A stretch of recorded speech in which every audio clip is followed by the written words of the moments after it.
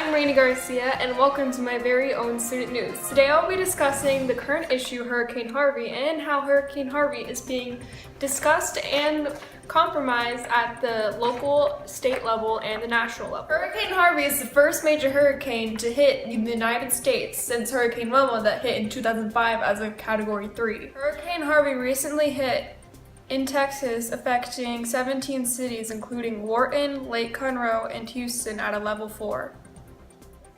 Category 4 hurricanes can reach up to 155 miles per hour and are considered to be dangerous, and are the second to last most extreme. Like all hurricanes, Hurricane Harvey started in the Atlantic and got strong in the ocean, but as it got close to land, it dialed down. Even though it dialed down in Texas once it hit land, it still leaves Texas covered in floods and destroyed homes. Right now, at the national level, government is handling our problem by putting out certain programs like the FEMA program and the NFIP. 53,000 pounds of medical equipment have been sent to the cities and are also providing safety and medical attention at the Red Cross shelters. Under the directions of the federal government, FEMA has deployed 1,200 troops to help guide people to safety. From the state level, Texas National Guard was sent to transport supplies and volunteers to the people in need. Now let's hear some of the opinions from people across the country and their views on Hurricane Harvey. Instead of first addressing their response, I want to talk about a policy choice that the city of Houston has made. Houston has long held out from having zoning laws. They have none whatsoever. Houston, however, is a free-for-all. You can build whatever you want, wherever you want. And the result is that industrial areas, especially, or most concerningly, chemical producers, are intermingled with people's homes.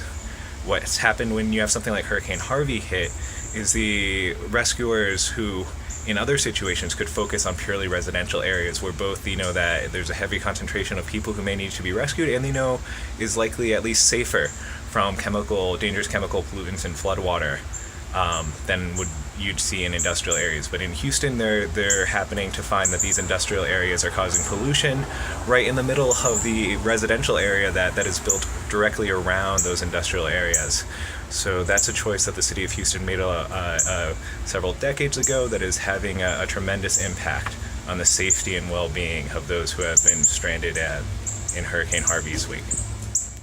So I think that the state, local, and federal governments have been doing a good job of providing help to the victims of Hurricane Harvey, such as shelter, providing them food, and even sometimes helping them relocate.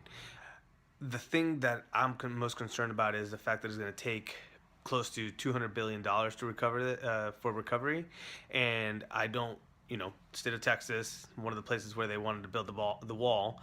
So instead of cutting funds like they were hoping to, like the federal government was hoping to do from other areas to be able to fund the wall, maybe they should completely stop thinking about the wall and worry about getting getting that money to help with the recovery of Houston.